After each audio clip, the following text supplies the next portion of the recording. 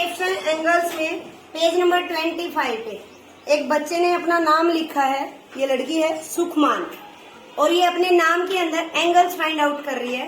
तो एक बार इसकी मैं प्रैक्टिस करवा देती हूँ, उसके बाद आप सभी बच्चे अपने नाम की भी ऐसे ही प्रैक्टिस कर लेंगे। देखिए हमने ये लिख लिया है। ये डिजिटल्स वाला है, इसमें बिल्कुल सीधी लाइनें यूज होती है, कोई भी जैसे यू है राउंड शेप में यूज नहीं होता।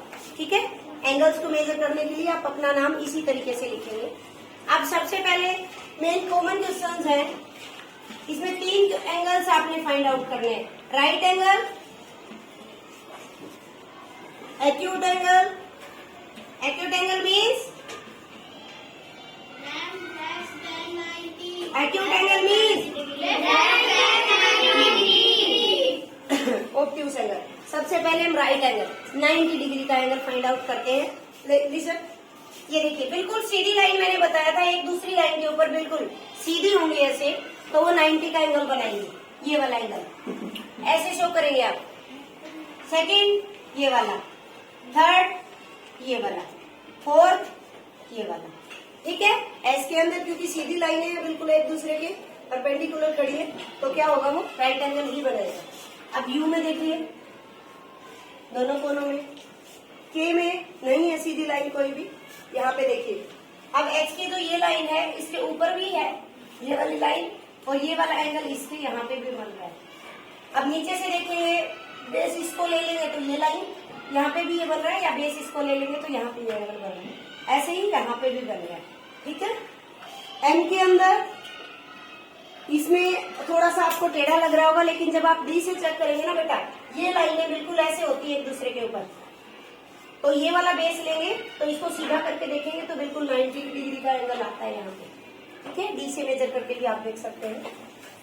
ए में नहीं है, एन में भी नहीं है।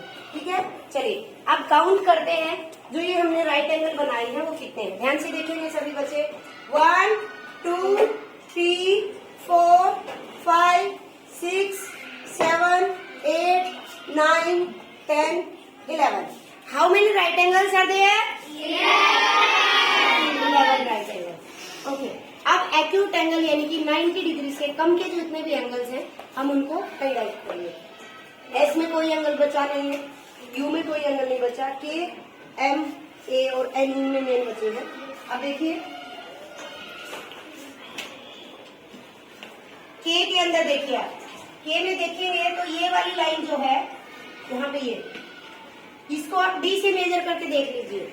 जो प्रिंटिंग है उसमें कितना है, ये 90 डिग्री से कम का ही बनता है। ठीक है, क्योंकि सही तरीके से ये ऐसे होता है, ऐसे। तो ये 90 डिग्री का हो सकता है, लेकिन आप चेक करके देख लें एक बार डी से कितना बनता है। मैं आपको इसमें दिखा देती हूँ। अच्छा, थोड़ी देर में दिखाते हैं। वैसे एक बार देना बेटा, एक बार डी। ये देखिए इस तरीके से आप देखेंगे, दिखाओ बेटा। इसको मैं बेस ले रही हूँ, ठीक है, इस वाली लाइन को। तो ये वाला एंगल जब हम चेक करेंगे, बेस के ऊपर बिल्कुल बेस लिया। अब देखिए सीधी लाइन होती तो 90 का यहाँ पे जाता, जबकि ये तो जा रही है 60 और 70 के बीच में, लगभग 65 में जा रही है। ठीक है, तो ये इस तरीके से आप चेक करके देख लेंगे। तो अब देखिए के का एक्यूट एंगल है, ए लिख देते हैं यहाँ पे, क्योंकि फिर बाद में ऑब्ट्यूज में भी दिक्कत आएगी। ये वाला एंगल भी है ए, ये वाला एंगल भी है ए। ठीक है, आप चाहे तो राइट एंगल के भी आर लिख सकते हैं यहाँ पे, फिर आपको काउंट करने में दिक्कत नहीं होगी, बाद में भी काउंट करना पड़ जाए तो।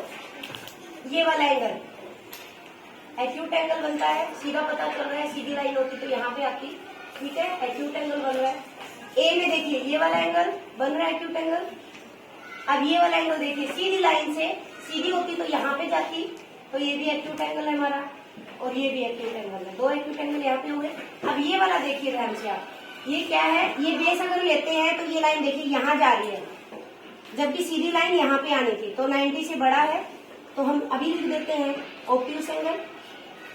ऑब्ट्यूज एंगल एन में देखिए ये लाइन सीधी है, बेस लेंगे तो ये वाली लाइन इसकी सीधी यहाँ जाएगी, तो ये एक्यूट एंगल। यहाँ पे देखिए एक्यूट एंगल। ठीक है, तो आप एक्यूट एंगल को इस तरीके से आप ए, ओ और आर लिख लेंगे। यहाँ पे भी मैं लिख देती हूँ राइट एंगल। ठीक है, वैसे राइट एंगल तो हमने काउंट कर ही लिए हैं। तो राइट एंगल हमारे पास हो गए 11, एक्यूट एंगल हमारे पास कितने हो गए देखिए 1 2 3 4 5 6 7 8 9 10। How many acute angles are there? 10। अब ऑब्ट्यूज एंगल दो ही है हमारे पास, ए वाले 2। ठीक है, इस तरीके से आप चेक करके देखेंगे। दो एंगल्स में जिसमें ज्यादा दिक्कत आएगी आपको, एक तो एन के अंदर वाला और एक ए वाले, एन वाले, के वाले। ये वाले अभी मैं आपको बुक में है उसको मेजर करके दिखाती हूँ। दिखाओ बेटा, देखिए के का ये वाला मेजर कर लिया। अब इसलिए हम इसको बेस ले लेते हैं। देखो वैसे भी पता चल रहा है, ये सीधा होता तो देखिए यहाँ पे आती है लाइन। ठीक है, समझ रहे हैं।